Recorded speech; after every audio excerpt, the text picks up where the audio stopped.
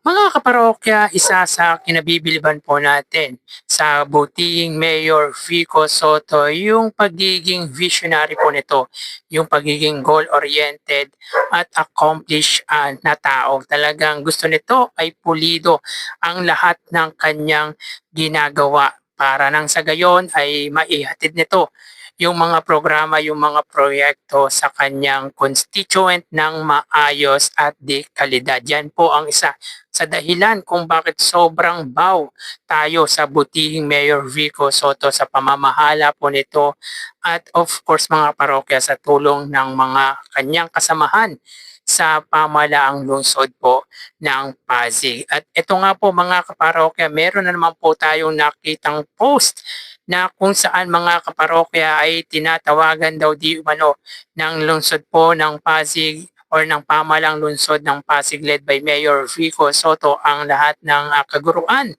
sa nasabing syudad na kung saan ay meron daw po ang kanilang pamalaan na offer para sa mga ito ng libreng masteral at doctorate. So yun nga po mga kaparokya, ayon sa Pasig Tayo, paki-follow po ito mga kaparokya na merong 5,000 na followers ay nananawagan nga po ang pamalang lungsod sa lahat po ng kaguruan sa lungsod po ng Pasig na gustong magmasteral at doctorate. So basahin po natin mga kaparokya ang post na ito ng Pasig Tayo. Attention, calling all teachers sa Pasig na gustong magmasteral at doctorate. So malaking bagay at big opportunity po ito mga kaparokya para sa mga kaguruan na hindi pa po nakapag-take ng masteral at ng doctorate at isa nga po sa dahilan dyan ay financially ay incapacity and of course mga kaparokya lalo na kapag breadwinner ang isang guro ay hindi na po nito kayang mag-take ng masteral or even ng doctorate. So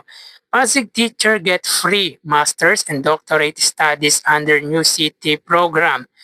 Pasig City has launched a major education initiative.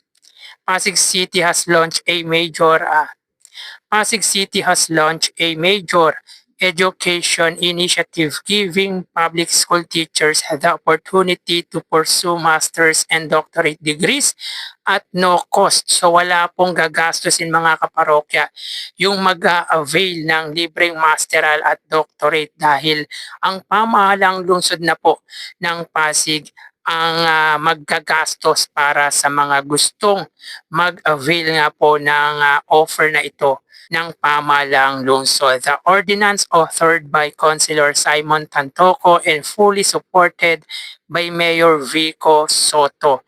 So talagang lahat po ng mga councilor ng lungsod po ng Pasig ay talagang nagpa-participate, talagang nakikipag-ugnayan at nakikipagtulungan kay Mayor Vico Soto at lahat ng mga programa at proyekto ng mga councilors ay talagang kapaki-pakinabang. Kaya walang tapon mga kaparokya sa mga hinalal ng mga Pasigueño. Yung 15-0 mga kaparokya from mayor, vice mayor, councilor, or vice mayor and then yung 12 councilors ay lahat po walang tapon. Talagang nakikipag-participate sa namumuno sa lungsod po ng Pasig. Unlike before mga kaparokya na kung saan si Mayor Vico Soto lang at si Congressman Roman Romulo lang yung talagang magkakampi sapagkat ang karamihan sa mga councilors yung unang term ng butihing Mayor Vico Soto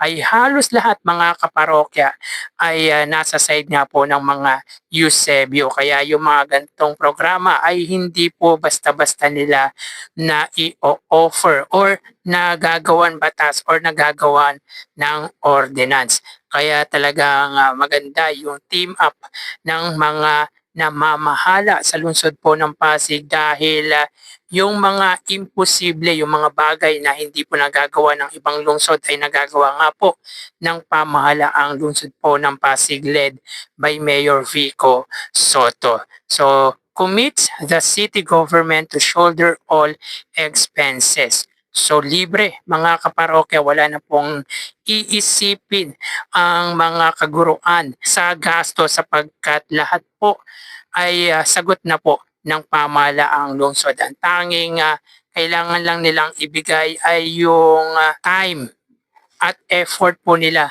para po makapagtapos ng masteral at doctorate. So, dito mga kaparokya ay itinataas ng pamahalaang lungsod yung education system sapagkat kung lahat nga po ng mga kaguruan sa lungsod po ng Pasig ay nakapagtapos ng masteral at ng doctorate, ay gaganda din po ang turo sa lungsod or sa nasabing lungsod, particular nga po sa mga public school teacher. And at the same time mga kaparokya ay itinataas po ng pamahalaang lungsod yung dignidad ng kaguruan sa nasabing lungsod. A move seen as a big investment in educators and the future of Pasig learning communities. Tama po mga kaparokya, agree po tayo dito.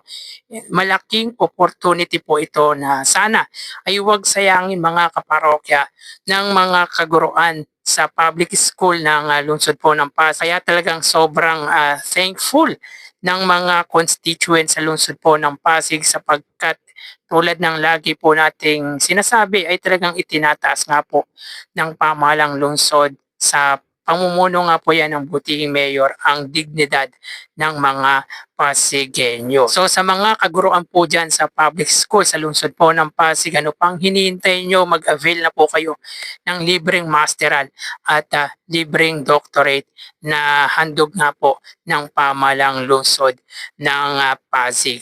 So itong mga programa na to mga kaparokya na sabihin na po natin ay out of the box.